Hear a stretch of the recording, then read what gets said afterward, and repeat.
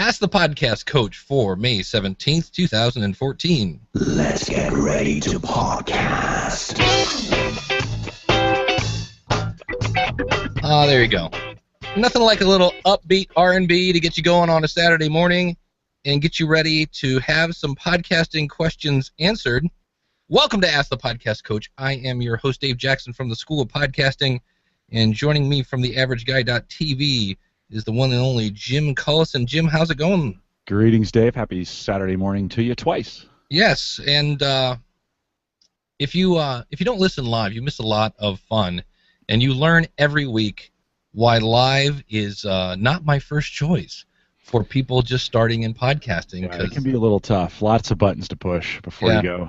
Yeah, I always forget the audio part. I get the Hangout right because I for whatever reason, although I've messed that up too, but I always forget to start the Spreaker one because it's on a separate PC, and so I'll get going and then look over and Spreaker's not running yet, and crap. It's fun. Yeah. But if you're listening, you can come out and join us in the chat room. It's at schoolofpodcasting.com/live or askthepodcastcoach.com/live. Either one will get you there. But we're here every Saturday morning, 10:30 Eastern Standard Time, and we answer any question you might have. It doesn't really matter. We kind of talk. We usually have kind of pre-made topics that we talk about, just in the event nobody calls in. But so if you're like, oh, I was going to call in, but you guys were talking about topic A, and I wanted to talk about topic D, it's like, no, feel free to come on in and ask whatever question you want, and that would help, I guess, if I gave you that number. That number, of course, is. Why do I always have to search for this? Oh, there it is. It's right at the top. No wonder I couldn't see it. 845-262-2401. He said, trying to copy it from. I'm using Call-In Studio again. Still using it. They've been behaving since we've gone back to using them. I think we've only dropped, a couple people maybe? Yeah, we haven't dropped a call in a while. I mean, yeah. It's actually worked out pretty good. I think they probably flagged your account as like the special pass-through and work every time account after you complained about it. It's like, because, unfortunately, people were going, I was going to use that. Dave said not to. And that's when the guy got me on Twitter and goes, hey, why aren't you using our service anymore? I'm like, because you keep dropping my callers, and that's just not going to work. So there you go.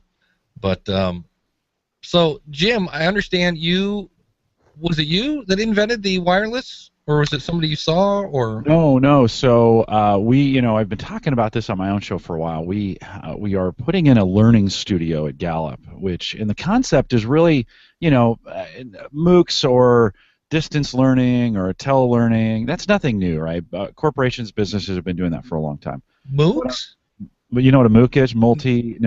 Massive online.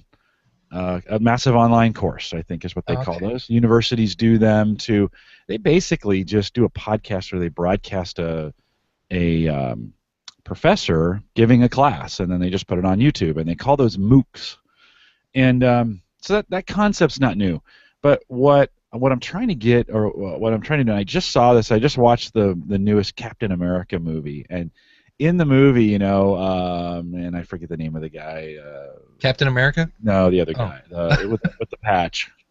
The bad guy? What's his name? No, he's the good guy. The good guy with the patch. Anyways, he's in a conference room. Somebody in the chat room will get that out for me. Right. He's in a conference room, and he's got four of the cabinet members. Nick Fury is who that is. Thank you, Ryan Parker. I knew Ryan would get that for me.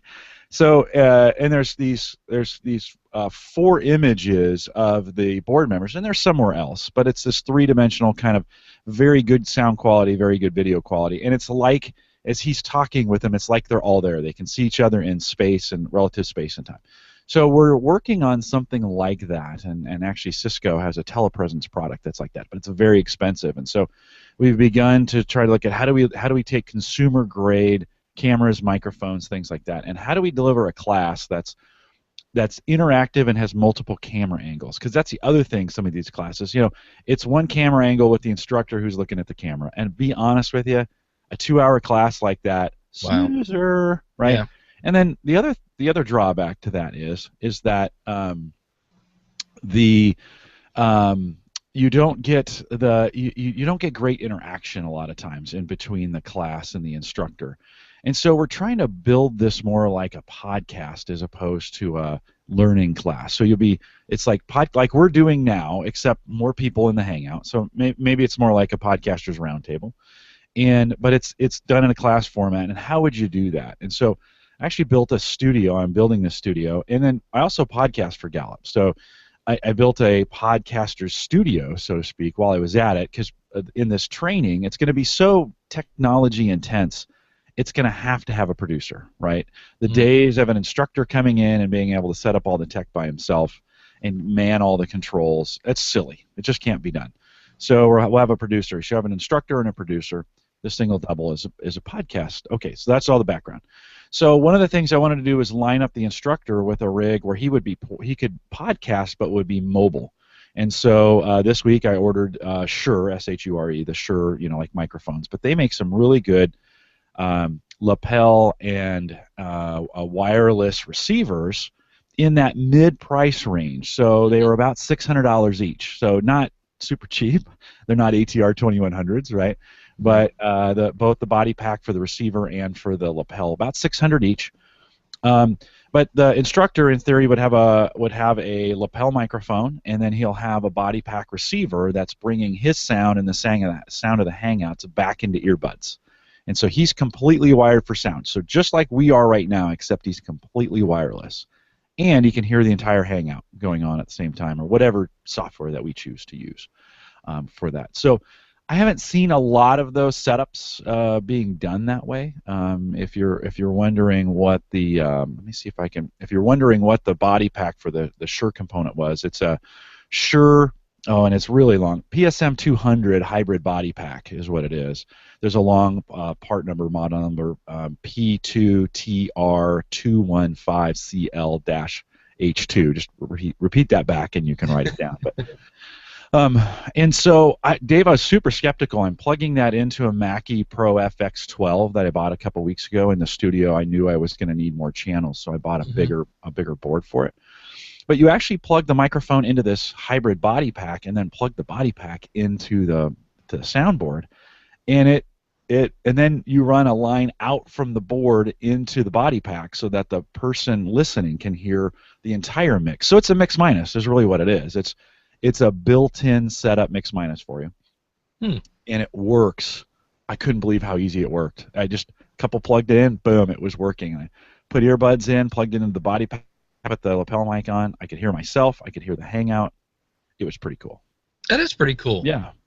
So that's one of those things that's kind of a non-traditional, when we think of podcasting, that's a setup. I still wouldn't podcast that way, but if you think about an instructor in a room who needs to be mobile. Yeah, I'm going to say. And then, is anybody watching this then? So they're watching him. Yeah. So say you're the instructor, and we have, you have 10 students, and so the students would be on the bottom. Well, let's break that down. Say you have 5 students, and you're the instructor. So we'll have instructor cam, which will be you. Right. We'll also provide PowerPoint cam, or whatever you want to do, presentation cam. That'll be another Hangout that we bring into this session that has all it's doing is capturing the screen of the PowerPoint slides. Then we'll have a whiteboard cam where it's a dedicated camera that's just pointing at the whiteboard, right? So think of it in the classroom, there's 3 different camera angles. And the beauty of the Hangout is that I can select, now I'm the student, and I can select any 3 of those camera angles at any time during the course. So I can either be focusing on you, or say you write something on the whiteboard, I could focus on the whiteboard and have that on my big screen. Or if there's a PowerPoint going on, I could focus on that. One of the big drawbacks to learning, of course, is when you're in a classroom, do you really stare at the teacher the whole time?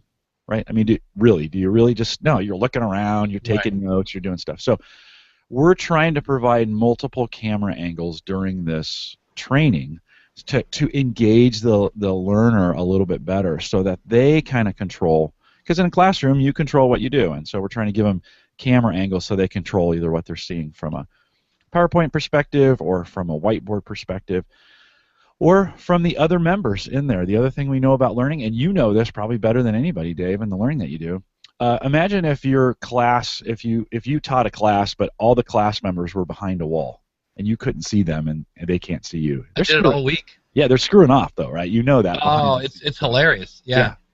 Yeah, you call on them, they're not ready, they're answering email. I mean, it's just terrible. So you have to engage. One of the things we're doing is everybody has to be on camera, Ah, nice. right? So that you have accountability. Because I know. I mean, I've been on conference calls before, Oh, business-wise, right? And everybody's they're on mute and they're jacking around in the background. They're having their own conversations. yeah.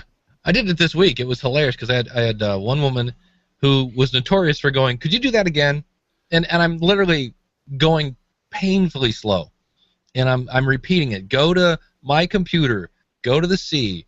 Go to this folder. Okay, got that? Okay, so remember my computer C, and I had 4 steps, and every time I would take one step forward, I would repeat the previous 3, and she would always, can you repeat? And so I could in the system we use, you can look over their shoulder once they get into a certain area, and sure enough, I'm giving her step by step, and I don't know what she's doing. She's watching cat videos. I don't know, but yeah, online training is a whole different beast. You've got to get. They have to know that they're being watched. So you might ask the question if you're listening. Why would we be talking about online training during a podcasting show? Well, the technologies are merging together, and this is what I'm trying to do: is take everything that I've learned from the engagement media of podcasting and what we do here, and I'm trying to apply that to distance learning. And so, how do we create content that is as engaging as being there? And that engages both the learner and the instructor, because as an instructor, when you can see, this is the beauty of, because we're on video right now, I can see you, you can see me, we are probably twice as more engaged in each other's conversation because we can see each other, right, as opposed to just not when you don't see the person. So we're trying to capture that kind of feel in a classroom, and also do it with consumer grade hardware, right? Because Cisco telepresence wants $225,000 a seat. Nice. Yeah. Darren in the chat room wants to know, what are you using to switch the camera? Oh, okay. So we're using Google Hangouts, which automatically switches the camera. So think of every camera angle as a new Hangout participant. So their cameras are down along the bottom, right? Their screens are down, right, are along the bottom. That also allows us, because we thought about using a TriCaster and having one, and then the producer would switch, but that's not great because that's more like a TV show and not an interactive Hangout. What we want is the people in the Hangouts to be able to select their own screen. So if you use Hangouts with multiple people before, on your end on what camera you click is the one that stays in focus, or you can set it up to go automatically. I want to give the users the ability to adjust their camera angles. Well, the other thing that it might appear off topic, but there are colleges now that they record every single lecture, and they're finding it's boosting the grades. And I know as an instructor, you kind of get bummed that of course the question is, well, if people can just listen to the lecture, why would they come to it? And I can see that. Well, because there are those people that want to ask questions and things like that. And Steve Stewart is listening to this while mowing the lawn. And he says he's paying attention. I highly doubt that. Yeah, don't accidentally run over your feet, Steve. And not just mowing, but he's texting in the live stream. That's another point too. But they're finding that those students that do want to go back and listen to the lecture again, it's boosting their grades. So podcasting is a great way to boost grades, and again, it gives the power of how people want to learn to them, or in your case, how they want to view the.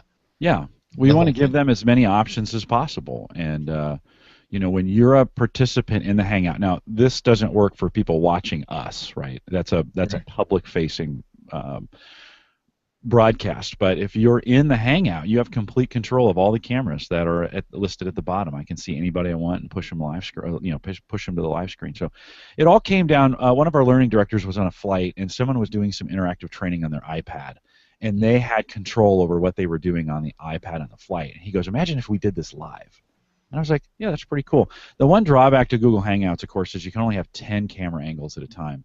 And if you use 3 of them for the studio and 1 for the producer, now you're down to 6, and that's not scalable.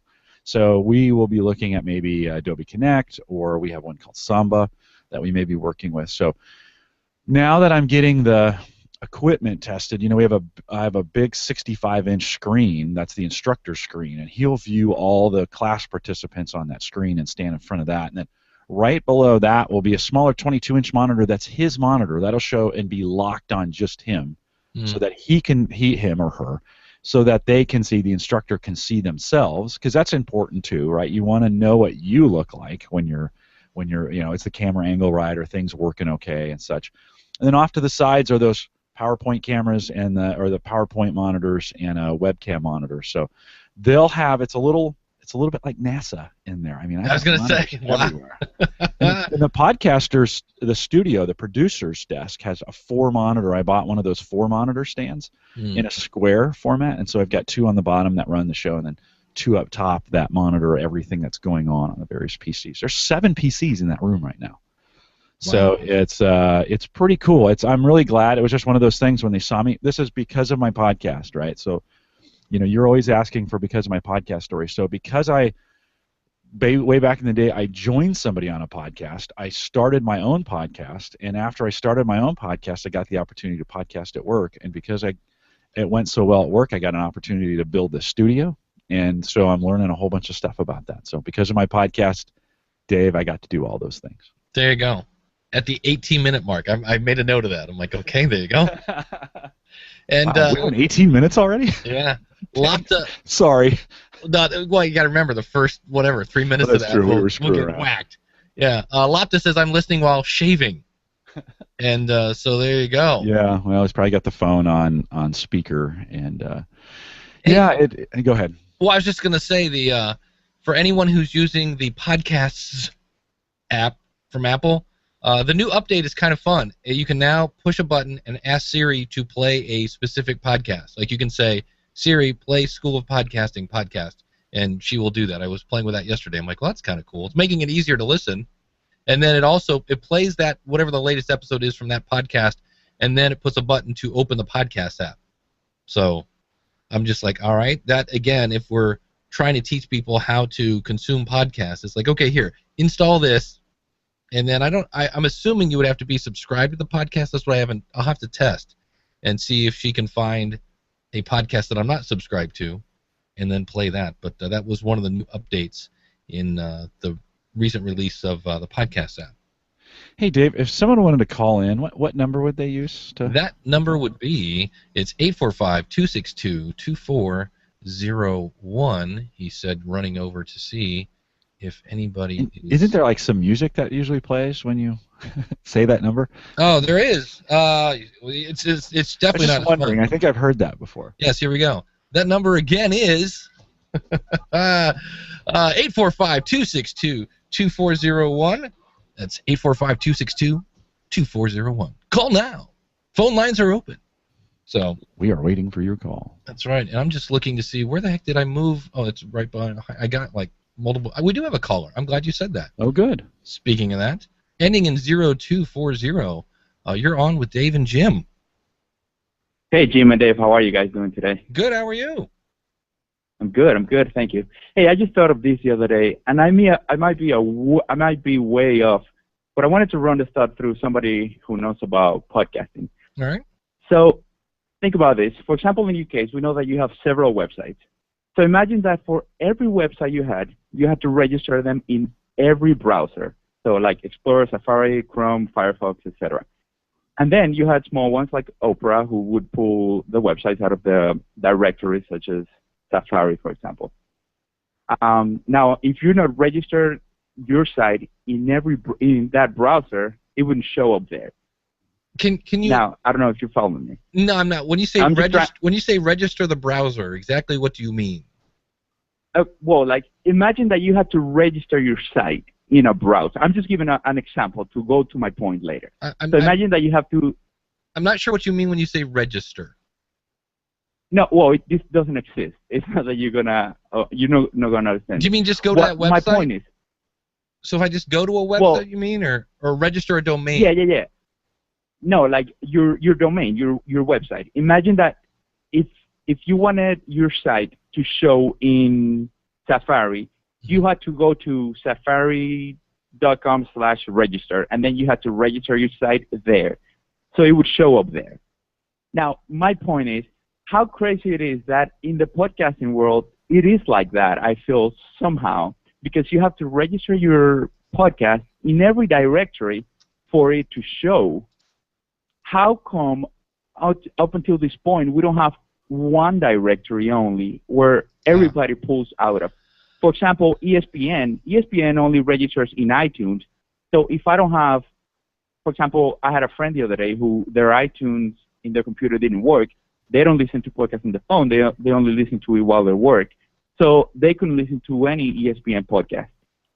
And I don't know. I think that's hurting the people that are confusing. For example, the Android people who only have Stitcher or other apps other than the podcast app. Well, it is a good question. Why isn't there one? In the past, there was a service whose name escapes me because, and this is part of the problem, because technology changes all the time. It used to be you could go to one website and they would they would list you in multiple directories at one time. You would basically say, here's my RSS feed, here's my description, here's my contact information, and you basically click a button, it would push it to about 6 or 7 different places at the time. And I'm sorry, I didn't get your name when you called in.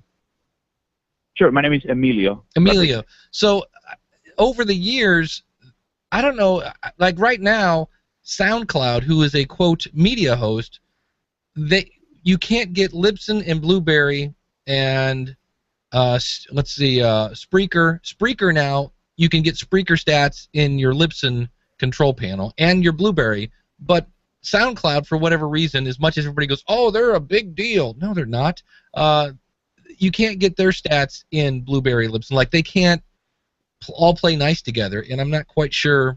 Well, that's the draw of free enterprise, right? I mean, it's everybody's trying to get their own piece of the pie, and I mean, it would be nice if we all standardize on a single RSS feed and you could put it to one place, but nobody's going to set up that one place to get it done. Everybody's going to want to take their slice of the pie. The easiest way to do it, and the good news is you only have to do it once. So the bad news is you have to do it. The good news is you don't have to do it every time you put out an episode. I usually recommend people go over to Podcast 411, click on the button that says Directory of Directories, and then either A, have a Word document open with all that information that you can copy and paste. I use a thing for the PC called Short Keys that is basically a text expander. So when I type in RSS, it types in my RSS feed. When I type in pound description or something, it will type in the description. And you can go through all those directories in about 10 minutes. So it's not a huge undertaking, but you just do it once, and you basically say, hey, iTunes, here's my podcast, or here, Last FM, or all these other places, here's my RSS feed. And once they're tuned into you, you just put out episodes, and those will automatically update. So I agree. I wish there was a better way to have that, and so we didn't have to go to all those places. But if you're a developer, by all means, get on that. That would be great. But well, yeah, because you have iTunes, Stitcher, Myro, BlackBerry, Microsoft, TuneIn, iHeartRadio, now SoundCloud. So, okay, for example, my friend who only has iTunes, but their computer is very old. He hasn't been able to update iTunes. He's not even able to listen to any ESPN podcast. Wow. Yeah, because I just. You're right. It's a disparate market, right? I mean, there's a wide variety and a lot of different things to go to, But I don't think it's ever going to get any better. In fact, I think it's going to get worse over the next couple years as more companies like ESPN make a big deal out of their podcasts, and so they all want their slice, and somebody's got to pay for the bandwidth, and somebody's got to pay for the development, and so Emilio, I don't see it getting better. Maybe staying the same or getting worse. Do you have a podcast yourself? I do. I have. I interview entrepreneurs. I am like John Lee Dumas, but I do it in Spanish. There you go. You got the John Lee Dumas reference. I had to go for the unique. Well, no, I'm like putting his own stamp on it. I like it. Yeah. And I'm being What's told, it called? Is it? It's called Emprendedor Universal. Which means? You can. Entrepreneur, universal entrepreneur. So basically, you're everywhere. But it's not on fire. It's not. It's not on fire. Okay, no. Good. All right, excellent. All right, so I was just making sure. I'm like, if he tells me it's something like, I don't know, something that would be stereotypically. Prendedor en fuego. Yeah. There you go. Well, yeah, total ripoff. Jim, but one thing, like you said that you might not see it getting any better. I do think that hopefully, this is me hoping, it might be something like, you know, the fight when there was like HD DVD fighting with Blu-ray to see who would keep the HD version of DVD. Now Blu-ray won, and HD DVD basically went out of business. I think Sony was fighting for that HD DVD. Right. So Yeah, it was Microsoft versus that Sony. iTunes will. Yeah. So hopefully, iTunes will end up winning the war. I don't know if Stitcher is the biggest player against iTunes right now, but for example, there's little players that are pulling out of iTunes actually a lot. No, right. I hope Yeah. that it ends up being like that. Yeah, I think you're right. That's iTunes would make sense to be kind of the one ring to rule them all, but then you get weird things happening too, and this is where as podcasters we don't actually want to favor a one ring to rule them all, because once they get all the power, then they control everything, and if they want to shut somebody down for whatever reason, like Major League Baseball doesn't want them to say anything about sports ever again, then they just take them off. So for us, while it would be simpler to have, or more simple, to have kind of one place to go, the power associated with that, I think, is bad, and I think it would allow that, that it was like internet domain registrations, right, and with ICANN, and so who's going to control all the registrations? Well, they put a committee together. It kind of worked, but it falling into the wrong hands, it can be terrible. So while I agree for us it's easier, I think it's better for us if we have a diverse marketplace so that one player doesn't get too powerful. Yeah, there are those that, in the chat room, Emilio wants to know where you're calling from. Well, I'm actually in Washington, D.C., but I am from the Dominican Republic. Oh, there you go. And, there are those that say the best thing that ever happened to podcasting is Apple, and there are those that say the worst thing that ever happened to podcasting is Apple, because there were so many people that may have been working on new technology, and when Apple came in, it was like, goosh, they just took over in this big Godzilla-shaped, they just put such a big footprint that they would, I used to have a podcast directory. It was podcastcharts.com, and when iTunes came out, I went, never mind, and that was the end of podcastcharts.com. But, it was a podcast directory, and I remember when there are a few celebrities that have come out that have just said, I'm on iTunes. I remember when Jillian Michaels first came out on a podcast, she was only on iTunes. And I'm like, you're missing about 30% of your audience by not having an RSS. I always tell people, put an iTunes, put an RSS feed for those people who are geeky enough to figure out what to do with an RSS feed, and then be on Stitcher. Stitcher will boost your audience by about 10%. Because right now that is the number one, I believe, aggregator. What I heard Rob Walsh from Libsyn say, that's the number one way people are consuming, which is kind of sad because Stitcher has its pros and cons. I went back to the podcast app. So, any other questions, Emilio? No, that's it for me. Thank you for everything you guys do. I love the show, this one and the other one that you do too. Oh, well, thank you so much for listening. You bet. Great talking to you. Yep. Have a good one. Jim, we have another caller, man. You too. Thank you. So we'll that's like a real call-in show. I know it is. It's amazing. So ending in 8171. Give us your name, and if you have a podcast, tell us where that's at, and what's your question?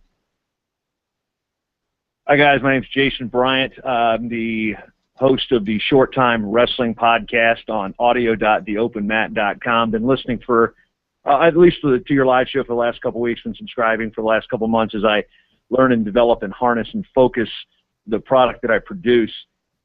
Little background before I get to my question is that the Short Time Wrestling podcast is another deliverable that we give to our listeners, our subscribers, our fans of a larger national Olympic and college wrestling website called The Open Mat. I've been a journalist for about 18 years, so I'm pretty invested in the niche. And when you want to talk about a niche podcast, this is a niche type of thing, because it's about college and Olympic level wrestling, high school wrestling, things of that nature. So that being said, there's not a whole lot in my space. There is one other, I guess, competitor, you could say, but they term what they do as a podcast, even though it's not, because you can't get it on RSS. There is no iTunes listing. etc. But my question basically comes from an advertising perspective, because we're starting to pitch this to more sponsors and things of that nature. How much do potential advertisers want to know about the platforms you're on? Obviously, oh, I'm on iTunes. They know that. They'll probably know iTunes. But have you found any issues where advertisers don't really know that it's important to be on Stitcher, it's important to be on Spreaker? I mean, we're listed on iHeart, we're on iTunes, I've made sure we've gone through and we're on all the directories, we're listed in Pocket Casts. We're actually going to be jumping into Swell sometime next week when they update their listings. So take Joe Q, consumer in my or advertiser in my space. What do you think it means for them to be listed? To tell them I'm on TuneIn, I'm on Stitcher, and they have no idea what any of that means. For the person who doesn't know what it means, they're going to go, "Wow, that's great." I don't know that they're going to ask about it. You're going to have because right now, from what I hear, I was on the new media show last week with Todd Cochran and Rob Greenlee, and they're still saying there's at times the buyers are not quite up to speed on what's going on because they're coming from radio. They're trying to apply radio mindsets, I guess, to podcasting, and it's just not quite the same. I know in my case, I had a sponsor once that barely asked me how many downloads I had. I just had her target audience, and she was like, "Yeah, let's go. Here we go. How many episodes can I sponsor?" And that whole thing. And to me, it's all about. I would think the first thing they're going to ask you is how many downloads would be the first thing, and then they're going to know who am I talking to, and any kind of information you can get about that. And there's, Blueberry has a survey, Libsyn has a survey, Podtrack has a survey. You can make your own. If you go to polldaddy.com, you can make your own kind of questionnaire, and that will be definitely helpful because they're going to want to know who they're talking to. And then with sponsorship, what I always tell people is it's your responsibility to prove that you are bringing traffic to them. So whether they set up, let's say it's whatever, cannedfruit.com, and you're like, okay, can you make a cannedfruit.com/Dave page? And that way I'll send people to that, and then they can track how much traffic you're sending to them, or if they have a coupon code or anything like that, that you can say, yes, that person came from me, because when that contract or over, whatever it is, if they sponsor you for 6 weeks, at the end of the 6 weeks, they're going to want to go, okay, we just did that. What did we get for it? And the one thing I want to say here, not that you ever would, but never, ever, ever inflate your numbers. If you got 150 downloads an episode, say I got 150 downloads per episode, because then, number one, you can price things accordingly, but number two, the expectations of the advertiser, they're not. If you say, well, let's see, I got 150, I'm going to tell them 1,500. Okay, well, they're expecting 1,500, and then go, okay, if we get 1% of that, that's, and here you've added a zero, and so they're going to be really disappointed in the results that you're probably going to get. And then they're going to say, not only is your podcast a bad place to advertise, they're going to tell other people that, yeah, we tried podcasting, it was crap. So always be super accurate with that. But is it important? I think it would be good. To me, it's kind of like building a resume. Like I could say, the School of Podcasting is a top 20 podcast. It is in the podcast genre in iTunes. There are ways. Stats can always be kind of rearranged to kind of show you in the best light. But that is one thing I would say. I have seen media hosts, or not media. I've seen media kits where people actually put really bad stats in. Like, in January we had 1,000 listeners. In February we had 800, and I'm like, that's going the wrong way. And in March we had 750. I'm like, that's really going the wrong way. Why is that in your media kit? So always paint yourself in the best light. When making a media kit, that's where you can do things. If you can, get quotes from your audience.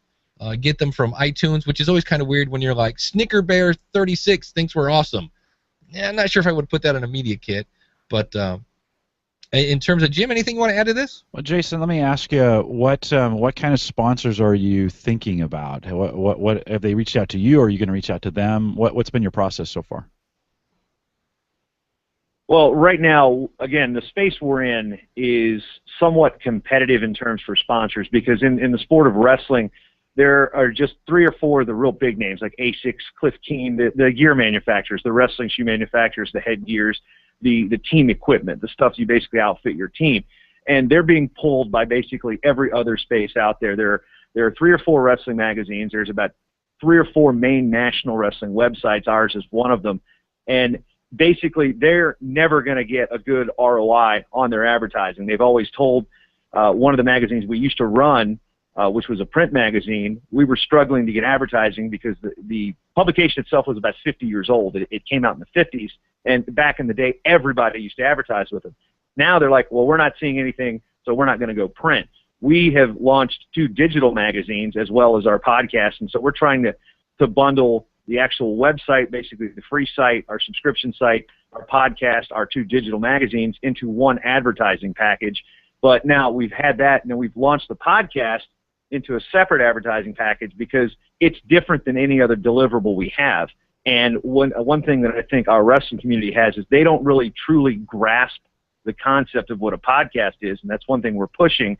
We have one subscriber or one sponsor right now, and they're actually sponsoring us with another point, but it's a headphone company, which seems to make sense because one of the deals is we'll use their headphones when we're doing our live broadcasts of college wrestling events, and then I'll use them when I'm doing my podcast or any promotional information. I'll be wearing those headphones, so they're also branded on our website with every new show that we have, and we put out 3 shows a week. So trying to get the advertiser to understand podcasting is a portable on-demand media. Like I look at another person in my space that had an interview with the same subject. Our podcast numbers were better than their YouTube video, which that video was the landing page of another competing national wrestling website. So I think there's value for our advertisers. We have to tell them that there's some type of ROI because typically in our space there's no ROI on any type of advertising. A lot of these companies are just doing it to get 1 or 2 extra kids to their wrestling camp or basically for doing it for the good of the sport, which is commonly a throwaway phrase that a lot of advertisers use. Yeah. Do you any of them offer any kind of affiliate relationship where instead of the traditional advertising, you could prove to them through affiliate relationships where you're selling their stuff? The affiliate program is kind of funky because we're based in Minnesota, and this is one thing I learned by listening to Daniel J. Lewis's podcast, and I went to set up some Amazon affiliates because when I was in college, I actually was an affiliate with Amazon for selling some wrestling books like Vision Quest and The Art of Coaching Wrestling, things like that. The basic things that you can find in that section, and I was actually making a pretty good chunk. I was like, wow, why couldn't I do that? Well, Minnesota's one of those states where paperwork-wise, they don't do it. Amazon does not allow an affiliate program. No, Minnesota, so I'm not sure. I didn't necessarily mean yeah, that's kind of one of the hurdles I'm jumping into. But what about a direct affiliate relationship with these companies? So the wrestling shoe company, so to speak, that makes these specialized products. Would they, like we use earbuds, right? I'm a runner and I use these earbuds, and they had an affiliate program where I could sell their products directly and make a commission off of those. Do any of those companies have direct marketing affiliate relationships you could start first to show them some of that ROI? There's a couple smaller ones we're in negotiations with for certain things. Now, they're not the bigger ones. They're basically like authorized resellers and custom team apparel. So that's something we have on our list of things to consider. My technical background, I know a little bit about it, and having been an affiliate for certain things, it's just not something our space has seen a whole lot of. I don't know if they'd be willing to jump on that because how much would they actually make out of it? How much would we make out of it? Would it be a good investment of time? Because one of the gear affiliates I was with about 10, 15 years ago when I had my first website, again back 1998, 99 when I was in college, I was the number 2 seller in the country for gear sales on this one little website, and it brought me about $100 a month. But we're a national site where we've got a pretty good reputation. My name is actually fairly reputable within the industry. So that's one selling point we have is my name, my professionalism, my resume. But I'm finding it's like pulling teeth with some of these companies because they're so burned by not getting any advertising. But the affiliate thing, I think we might have to approach. I think that's a good idea. It's not something we fully have a whole lot of understanding of how to do. So well, I think it's a cheap start, right? It's a very safe start. That would be the way I would approach it with them, is to say, because if you go affiliate, you're not out anything, they're not out anything, and you can kind of say, hey, look, let's start an affiliate relationship and let's see how much stuff we sell. And if the stuff sells, well, then you have engagement, and you can flip that over to an advertising, a relationship that you have with them.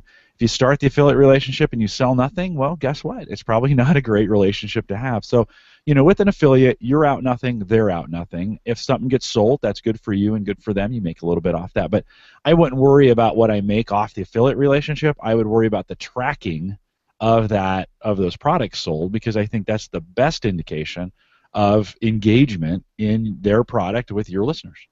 And that's one of the things you might do if you make your own kind of survey of your audience. I know I filled out things, do you plan on buying a car in the next 2 years? I'm like, why are they asking that question? Well, because they probably have a car sponsorship in their pocket, and they're trying to prove that. So you might say, what are the following places you shop at online?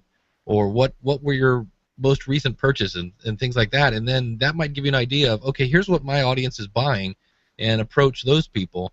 And with affiliate stuff, one of the things that I always say is, if you can find something that you use and you love. So for me, I love my Fitbit. It's he said, pulling it out of his pocket, it's in my front pocket. It's a thing for my Logical Weight Loss podcast.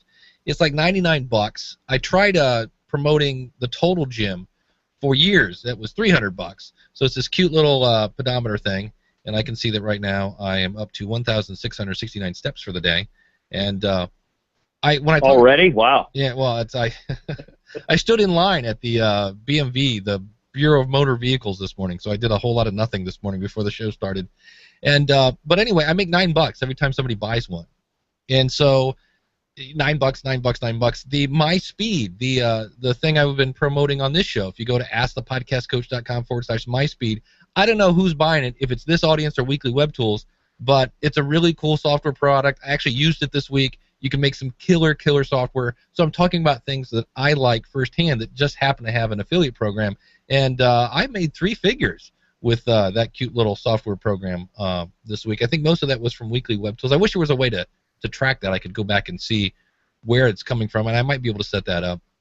But sometimes if you get the right product, affiliate marketing will pay more than cost per download or pay per download kind of stuff, depending on the scenario. And what's nice about that is you can then kind of treat that like a sponsor, and then once you have your media kit, then you can say, okay, here's the deal. And you can do things like you can Google podcast stats. I'm sitting here, I've been drawing a blank for the last 10 minutes on the name of the company that does stats. They do a report on stats almost every year at the podcast at the New Media Expo, and it's driving me nuts. But they have a lot of thing about what the average person is that listens to a podcast. You can always throw out that Apple has stated that there are 1 billion podcast subscribers. Is that what that stat was, if I remember right? And the average podcast listener is this. They're smart. They're educated. That kind of thing. That will, in some cases, help entice sponsorship, because they get an idea of who's consuming the content in general. And then if you have one on your own, it's like, here's some general stats about podcasting. Here's who my audience is. And then the clearer the picture you can paint there, the better. Right, yeah, because statistics-wise, we use Blueberry. I actually was doing the self-hosted thing until I read the last couple weeks. That's kind of been a topic on not putting your own content on your own web server. And I'm like, you know what? That's definitely a good idea. So we actually migrated over to Blueberry, and I got to say Todd Cochran and his staff did a great job at helping me walk through that process. They were Johnny on the spot there, so I'm pleased with that. I've had the stats program for a couple other podcasts that I've done in the past, and it's funny because I'll see consumption of a name. Like, there's a kid that wrestled at Penn State named David Taylor, one of the more popular college wrestlers in the last 4 or 5 years. His podcast had 10 times more downloads than the one I put out on Monday with Mo Lawal, who's fighting in Bellator actually tonight against Quentin Rampage Jackson. So that's a crossover MMA wrestling type of content. But I've noticed there's the regular listeners. It's, if I'm looking at 250, 300 a show, I feel good. And then I'll get the spike where I'll get 2,500, 3,000 for a show. So sometimes, a baseline stat doesn't necessarily work for me, but Blueberry has been great for that, and I'm doing my best not to be addicted to my stats like so many of you guys tell us not to do. I just put, it's very hard to not look at it and be like, yeah, I want to know how many this kid had, how many. I just put out a new video. Blueberry stats are great. I should probably mention, speaking of affiliate stuff, if you want to sign up at Blueberry, use the coupon code SOPFREE and get a free month there. And I was playing with Libsyn stats, and when you're in Libsyn stats, so everybody get ready to obsess.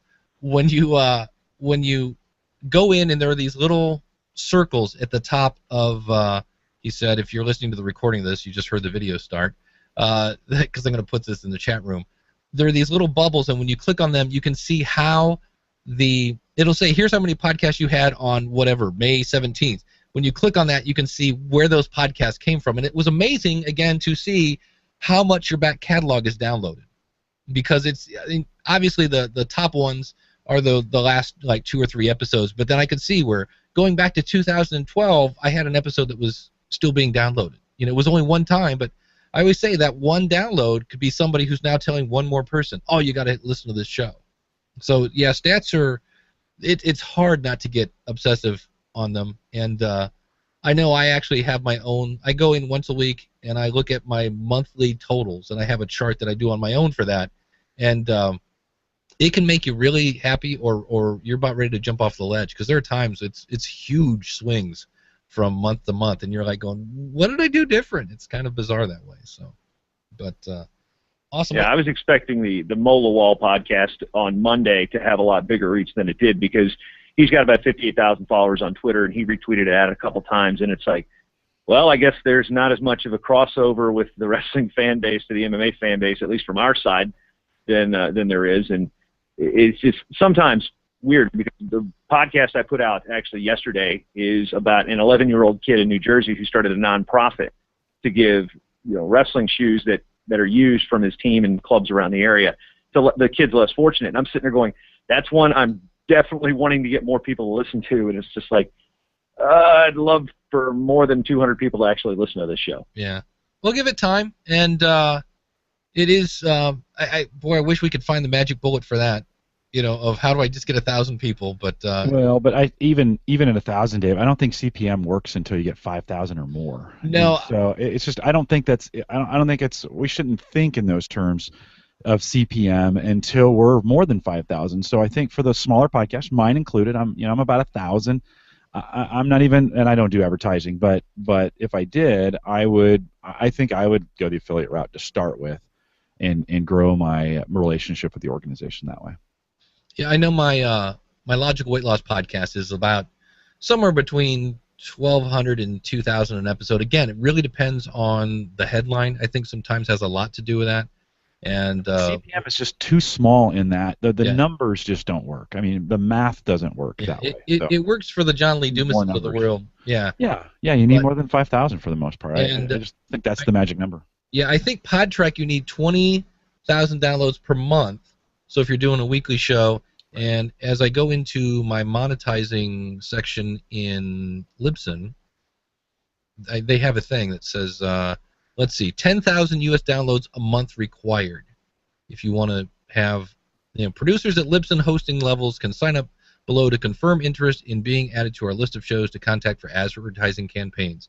No minimum Libsyn hosting plan required. 10,000 US downloads a month required. You get the final say on the advertiser. You split the revenue 50-50. Now realize you did nothing to get it. That just shows up. And you can pick custom ad slots, and advertisements can be live read or stitched in. So yeah, you need 10,000 downloads a month, which I know this show does not get. But, yeah.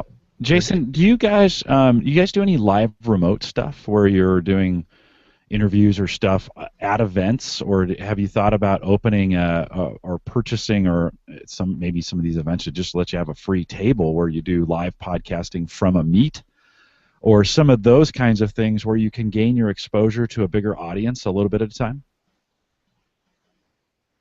We actually do live events.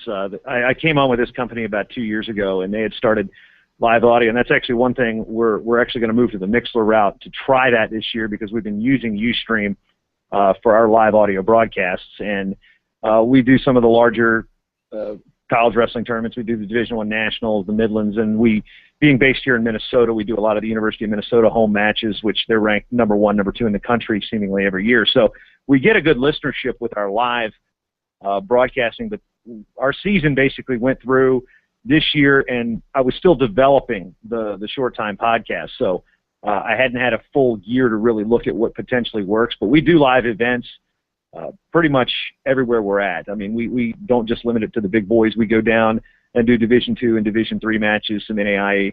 For those that are familiar with college sports, we concentrate on the entire realm of college wrestling. We probably do 50 live events a year. So okay, so you're out there live, and being able to harness that into our audio packaging.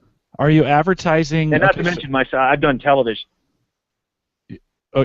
When you're at the live events, I don't think the power of the live event is actually, in this case, is the live broadcast itself as much as it is the atmosphere it creates around all those people that are there live. And so if you're looking to gain listeners, you have a captive audience at that event to go by your live booth and pick up information about what you're doing, right? I mean, I think if you want to grow your audience is there at the meet, right? They're there around you doing those things. And I think that's an opportunity, and maybe you're doing this, but for those that are listening, I think those live events, it's as much of a promotional opportunity for what's being broadcast live as it is for those people around you to learn more about, because they'll see you with a microphone, they'll wonder, hey, what's going on here? It's kind of cool. It's a cool atmosphere. We do this with the tech conferences all the time.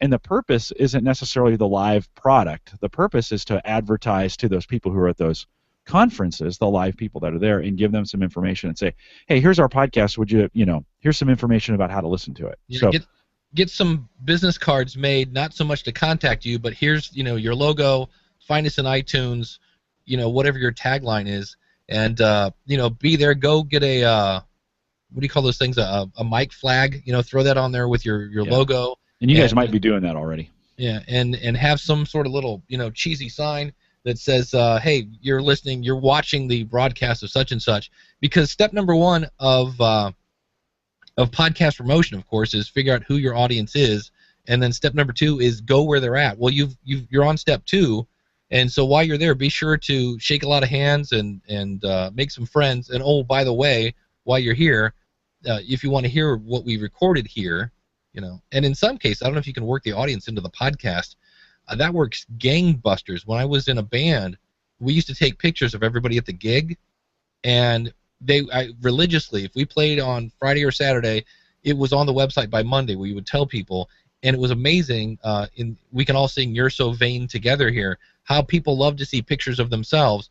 But I had a guy came up to me at a gig, and he said, hey, wait, come here, take my picture. I'm like, why? He goes, I just got new glasses. I want to show my sister in Florida. Now, this was pre-Facebook, obviously, but they were communicating with their family on our website. So maybe if you can somehow get the audience involved, because then they'll say, hey, I was on this podcast. Check it out. Listen. So I don't know if that's an option, but anytime you can get the community involved, it's a good thing. I just, on the podcast review show, we just reviewed Gary Leland, who does a show about fast pitch softball, and he did a thing where he was interviewing an Olympic pitcher, and he went to his Facebook group and said, okay, I'm going to be interviewing Jenny, whatever her name is, and do you have any questions for her? So he was able to, and he gave credit to whoever it was, hey, this question is from Eileen in Poughkeepsie. She wants to know blah, blah, blah. So it was a cool way to get his community involved. It was almost like they were interviewing her. So anytime you can get your community involved, that's always a good thing, too. Excellent, excellent. So, awesome. Anything else we can help you with? No, I'd just like to say, basically this podcasting thing has kind of been a pet project for the last couple months, and at least it seems like in listening to your show, listening to the podcast Roundtable with Ray Ortega, with Cliff Ravenscraft, with Daniel J. Lewis, the collective, I guess I don't know what you guys are calling yourselves when you guys are together, but between all of those shows, I've found so many different little things that have helped me hone things right down to my podcast setup, right down to using Blueberry, right down to using the ATR 2100, pop filters, things like that. I mean, I had broadcasting equipment because I do broadcasting, I do television, I've done radio, I've done this stuff for almost 20 years, so I'm familiar with basic tenets of broadcasting. But the setup, the technology, and things like that, that's where everybody, your show specifically, Daniel J. Lewis, all those guys in the space, the podcast about podcasting space, I picked something up from each and every one of you. So, and I got to say, I've dropped an email to you once or twice. You were quick to respond. Same with Daniel. Same with Ray. So I just want to thank you guys for what you do for people like us, because I don't have an opportunity to broadcast nearly as much as I used to, and the podcast has given me that ability to continue doing with what my passion is and putting it in a new type of format and a new type of medium that is portable. And that's one thing we're selling to people, is that you can listen to it anywhere. It's not like you've got to watch a YouTube video in your car with the talking head. You can listen to it. I mean, I listen to y'all's podcast when I'm driving for 8-9 hours to a national tournament in the middle of Kansas, for example. So that's basically what I want to say. And thank you, and thanks for taking the call. And I listen to the show frequently and consume as much information about podcasting on podcasting that I can. So again, thanks to both you guys for the show and taking my call today. Well, thank you, Jason. Yeah, we had somebody listening today while they were mowing the lawn on his phone, and I spent 3 hours on Thursday driving to and from. I was bummed because I didn't get to. I wanted to try to catch Nick Suberling. I was actually near Toledo last week, but I had 3 hours in the car and was knocking off Internet Business Mastery, a little Ask Pat, a little Geologic podcast. I was knocking down podcasts. But yeah, I believe when Ray and Daniel and I get together, when we put on our capes and stuff, I think we put our fists together and lightning comes out and 2-3 power podcasters or something. I don't know what we should be called. I don't know, some sort of. Thanks for calling in, Jason. Yeah, I just know my cape right now is in the cleaner, so it's. Hey, on Saturday mornings, Dave, you've always got your cape on. But oh, good. Those are some good. Those first of all, Jason's got a great voice. Yeah, he does. Dynamite. Yeah, Ryan you can Parker tell he's said in broadcasting. Yeah, Ryan says he sounds like, and this is a good thing, Bubba the Love Sponge, to a certain extent, and but yeah, hey, that was good. Good questions. Since we started a little late, can you go a little late? Yeah. Oh yeah. I got nothing today. I just have to mow the lawn. Yeah, there you go. Well, we'll podcast for hours. Saturday morning lawn mowing. You know how it goes. It's long too. We got a lot of rain. It's long. Yeah, that's always fun. I was gonna this is the joy of life. Podmigos. There you go. That's awesome, John Parker. Oh, that's what I was gonna say. Next week, he's gonna come on for a bit with us. Ryan Parker, who's in the chat room. If all goes well, I'll leave him an out because life happens. But if all goes well, Ryan is going to come on and share his screen, and we're going to get a little behind-the-scenes look at the new Michael Hyatt theme, which is called Get Noticed, which is $198 for one website right now, and that price is going up. And I was like, that was kind of like, to me, I guess we'll find out. I just know my first thing was I can go to ThemeForce and get a really cool theme like Avada for $55 and put it on any website I want. So it's got to have maybe it comes with free Girl Scout cookies for life or something. I don't know, but for me that was a little. Well, if it's good though, I mean, yeah, it's a tool. I love Michael Hyatt. I love his podcast, love his book, but I was thinking about buying it, and I'm like $198. I'm like, well, you know what? If I put it on all my sites, it's 5 sites, and then I was like, ooh, one site. I was like, yeah, and that's. I think you get a year's worth of support with that. Support on it. Dave, I'm upgrading some equipment here in the studio, and I just bought a Core i7 processor for a new PC that's going in, and it's $300. So you get what you pay for, and so that's the trouble maybe with the price points that have come out with with WordPress themes, is they've all been $25, $30, $40. Yeah. Well, there's a lot of work that goes into those things. Well, and kind of like Jason was talking about, you kind of have to know your audience. Michael's audience, apparently has some cash. So, if you can get it, why not charge that way? And you know what? Just because we've mentioned Steve Stewart, I have to say moneyplansos.com. Just to make him smile even more. There you go. It's funny when you're pricing, when you're building stuff. Like I've been building stuff for the studio, and I am not quite as price sensitive when I'm buying stuff for that than I am when I'm buying stuff for my own studio with my own money. Now, I'm not saying I go out and just blow it, right? I've tried to find good deals, but I needed a 4-monitor stand. I bought one. It was $92 on Amazon, right? I just bought it. It's just what you do. It's like I've got 4 monitors. I need to figure out how to get them in the right configuration so I can get my job done. Right. I needed I needed that body pack. It was $600. I bought it because I need it. I have to have it. Which at home I'd find a way around that, right? I'd be like, well, because it's home. It's jankety. I don't do this for a living, right? It's one of those kinds of things when you're doing it for a living. So I think he might be focusing more on the business end, which is like, hey, look, I built this super robust WordPress theme that'll do all these things that we've been asking for a long time, and he's probably put a lot of time into it. And so if it's worth $200 to you and it does some stuff and it helps you bring in more revenue, or it helps you do podcasting better, or helps you whatever it helps you do, I think it's got a lot of really cool stuff. I've watched the videos. I signed up for the beta release, and I kept hearing him say it's probably going to be $198, and I really didn't think that was going to be for one website. So maybe that's I like $99. That would have probably been appropriate. That'd have been good for a premium. Ryan Parker's calling it a super premium theme. Super premium, $99. That would seem to make sense to me. But the market will determine that, right? Yeah, I guess that's it. If he gets it, hey, keep it the same price. If he doesn't, I'm sure it'll go on sale. That's right. Meanwhile, John Lee Dumas is charging $1,500 for 80 minutes worth of consulting. And hey, if you can get it, why not? Why exactly? This is America, right? If you can do it and people will pay for it, it's not illegal. That's right, and people will pay for convenience. I heard a podcast today that they were talking about that, and I thought, I need to. I think here, you guys ready for I'm going to unveil my new catchphrase. You ready? Yeah, go. Dave Jackson, home of pain-free podcasting.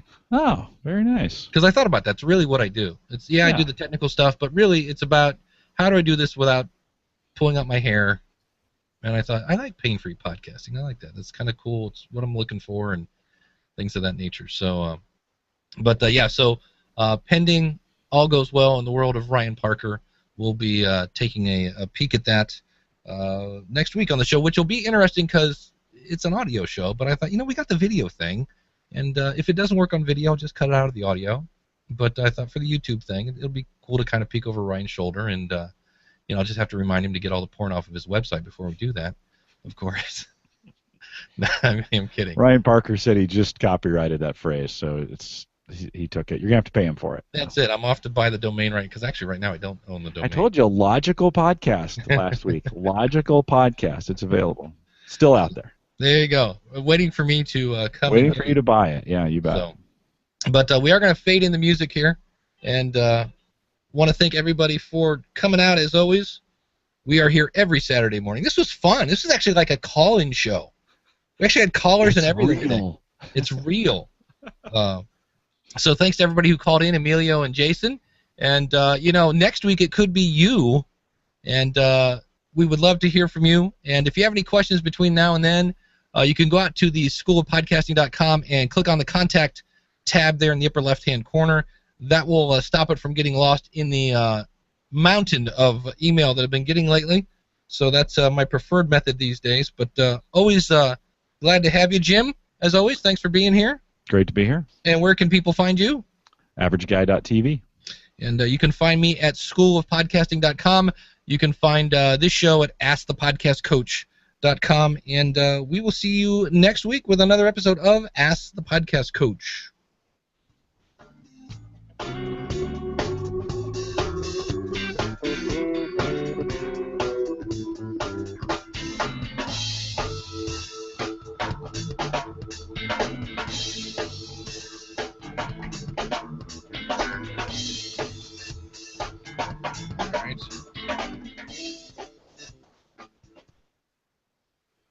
I know it's still going on. That just reminds me. My Mac went to sleep. Oh, I hate that. I can't close off I'm trying to shut down the Spreaker. Yeah, I know. And you got to sign back in, and yeah, it's like can't you just set it to stop after 60 minutes? But then if I went long, it'd be all right. So now I got to go back. What I need is another monitor. I got two. I need another one here because I'm like now I got to go back from the Mac to no, I don't want to adjust the brightness. Thank you. No, done. Go back. Oh, this is driving me crazy. Here we go. Input source. because I'm like, meanwhile, back at the ranch. Meanwhile, back at the ranch. The Yeah, I've now broken. we're still live on that's YouTube, fine. by the way. That's fine. Yeah. It's after show. I won't say anything. I'll try not to say anything inappropriate. That's not always that doesn't always happen. I broke 2 ATR 2100s so far. We are sorry, but the show has ended. Goodbye. In our shipping these mics around, all around the United States, we've broken 2 now. So they're durable, but what's happening is people ship them back with the cord still plugged into them, and so we need to set some directions to say unplug that cord, wrap it up, throw it in with the box, because then it gets in transit, that cord gets jammed around there and it loosens up that the connector, where the mini USB goes into it, and it's not great, unfortunately. Hey, I wanted to get your thoughts on this. I think I know the answer to this because, again, keep it simple. Would we ever want to go schoolofpodcasting.com/live and have it embedded YouTube video in Chatwing? Well, I don't know if you'd embed it in Chatwing. That's the way I do it. Is I just embed the player on a page and then embed the Chatwing right below it. That basically. So we would stop using. I don't know if stop would be the right word. We would maybe push people more towards Chatwing for the chat. Yeah. And then instead of using the chat in Mixler. Yeah. So they would land on your page. Yeah, and it's like if you want to listen to audio, here it is. Because right now it's you go to it and you listen to audio in chat. I don't know if you want to watch the video, and then you have this whole weird thing where you have 2 players going. You have to tell them. And I thought maybe if we're going to be doing this on YouTube, just have the player there. They can click, watch it, and then have Chatwing underneath of it. And we'll still do it on Mixler, so anybody listening there, like Steve today, could still hear me on Mixler. Put the Mixler link in there. Yeah, that's what I do. That's exactly what I do. I use Spreaker instead of Mixler, but it's exactly what I do. Yeah. Yeah. So I thought one hang up to that is you got to re-embed that. You got to every week start the live show, grab that unique YouTube code, go over to your live page, embed it in there so that that player changes. Yeah. The cool thing is that I realized this morning, and I've kind of always known this. You can always schedule the hangout in advance and get that link. Yeah, right? No, absolutely. You can schedule it weeks in advance if you want. And get the link, so I could do that on, and have it set up as opposed to waiting till 10:15 when everything's frantic. Yeah, no, right on. You can okay, absolutely. That's Jeff Bundy says. Thumbs up for integrated chat. Much better. I do that for both my podcast and for Gallup. That's kind of how we run. Because I've had a Chatwing account.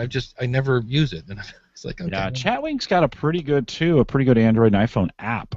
So for individuals that want to use the chat on their phone, they could do it that way pretty easily. I always think the mobile experience. If you're going to do this on a mobile, if you're going to watch the podcast and do chat, you can't do it on one device. You really need 2.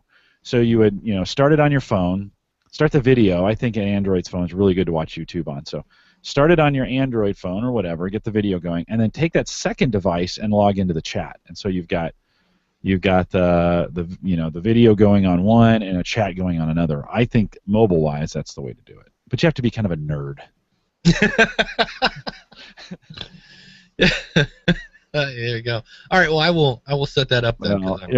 Ronald was saying, but Google Plus has chat right in the Hangout. I hate Google Plus's chat. Now there's a couple of advantages to it. One, it stays with the video, and there's some interaction with Google Plus that way. But it's so much white space, and it's not in real time. I mean, it is, but it's not. When we use it for the Podcasters Roundtable, that's the most disengaged chat I'm ever. Of all the things I do, that's the most disengaged chat I'm a part of. I can't get. It's too much white space, and you can't see. The threads are poor, and you can't see who's there, and I just don't like it.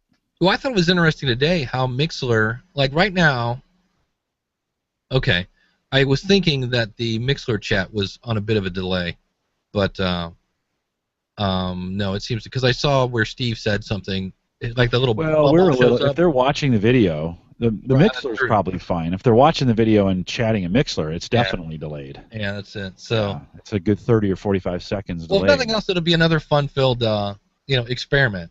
We'll keep the experimental nature of the show going. Yeah, no, I think it's worth a try. I just had somebody tweet me a picture. So, Steve Stewart. So Steve just tweeted us the picture of his mower outside. Hold on. Yeah, go to Twitter. He just.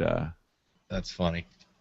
Yeah. So Michael Dell said iPhone for video, laptop for chat. Yeah, I think that's kind of fun that way. Very cool. That's funny. Yeah. There we go. That's awesome. Nice.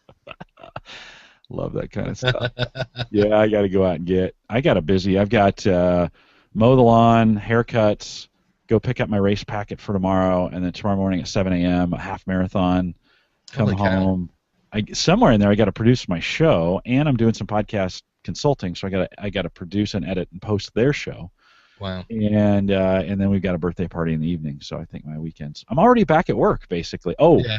Then we're doing this podcast in India. We're starting a new India channel for Gallup's podcast, and it's going to be our offices, some of our folks in our offices in India doing it. And I'm helping them get it started. But guess what time the podcast starts? U.S. time, midnight. Oh. Yeah, so that gets to get the right timing there in India, right? Yeah. So we'll start at 11 and get everybody gathered, and then it kicks off at midnight Central, and then we'll be done. We'll wrap it up about 1, and then I have to wake up. I have some consulting that I'm doing at 7 a.m. Monday morning. Nice. So I got to turn around, get up, somehow have my eyes clear, and and record. That podcast is not video, thank goodness. It's just audio, and so we'll use that. We'll do audio, record that via Skype. Cool. And, it's going to be another busy podcasting week. So. All right, my man. Well, hey, speaking of that, I guess you I'll let you go. You got consulting today? Actually, I know. I'm just going to put together my show, so that's good. Very cool. Yeah, good. You have some time. Maybe you don't have to do it on Sunday. Yeah, it'd be nice. So. All right, guys, watching live. Yep. Seeing you, Dave. Take care, man. See you guys. Bye.